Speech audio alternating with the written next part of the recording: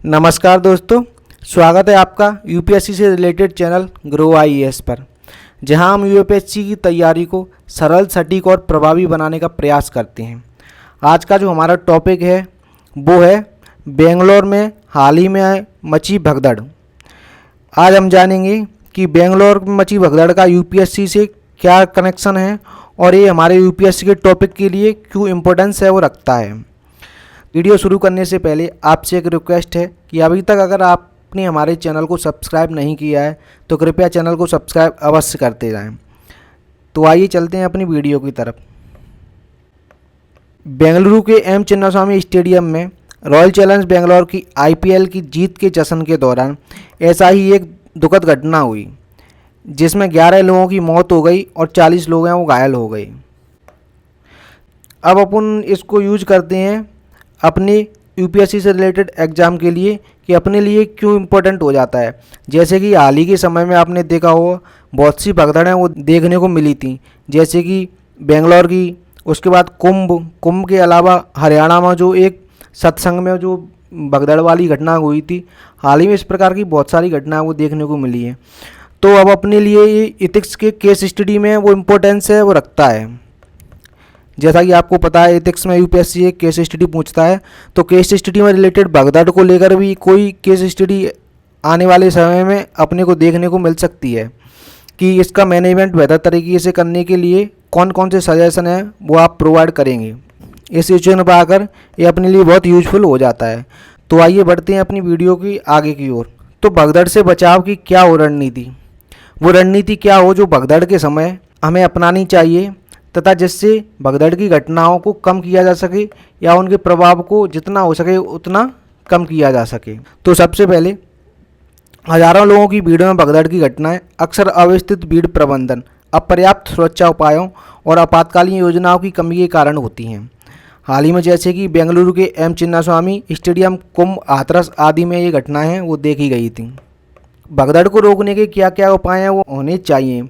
जैसे कि अत्यधिक भीड़ है अगर इकट्ठी हो गई है तो उसको कैसे अपन मैनेजमेंट कर सकें, उसका कैसे बेहतर ढंग से प्रबंधन है वो कर सकें, उसके क्या क्या उपाय हैं वो अपने पास होने चाहिए। जैसे कि भीड़ प्रबंधन और योजना, भीड़ को प्रबंधन करने की क्या क्या योजनाएं वो होनी चाहिए। जैसे कि जोखिम मूल्यांकन, कार्यक्रम से पहले स्थल की क्षमता, जिस स्थल पर आप कार्यक्रम को कर रहे हैं उसकी कितनी क्षमता है, कितने लोग वहाँ पर इकट्ठे हो सकते हैं और कितने लोगों तक वहाँ पर इकट्ठे रहने से कोई समस्या है वो आगे नहीं होगी।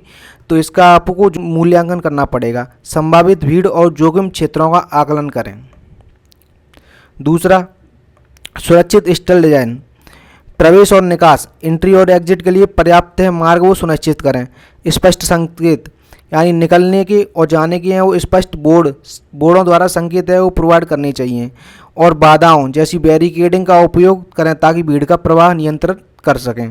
प्रशिक्षित स्टाफ, कार्यक्रम में उपस्थित जो भी स्टाफ है, पुलिस वाले या जो भी, वो अनुभवी सुरक्षा कर्मियों को तैनात करें जो कि भीड़ के व्यवहार की निगरानी कर सकें और आवश्यकता अनुसार हस्तक्षेप कर सकें।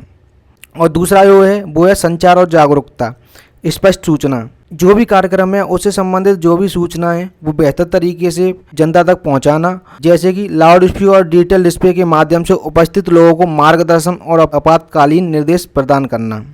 सोशल मीडिया और मोबाइल अलर्ट, भीड़ के व्यवहार की निगरानी और आवश्यक सूचनाओं के प्रसार के लिए तकनीकी साधनों का उपयोग करें जिससे कि भीड़ को बेहतर रूप से प्रबंधन है वो किया जा सके। अब भगदड़ को रोकने के उपायों में तीसरा जो टॉप वो आता है वो आपातकालीन तैयारियाँ। आपातकालीन योजना होनी चाहिए। जैसे कि अगर कोई घटना है वो घटित हो गई है तो उस टाइम पे हम कौन कौन से एक्शंस हैं वो ले सकते हैं। जैसे कि स्थल पर संभावित आपात स्थितियों के लिए पूर्व निर्धारित योजनाएं बनाएं और उनका अभ्यास करें।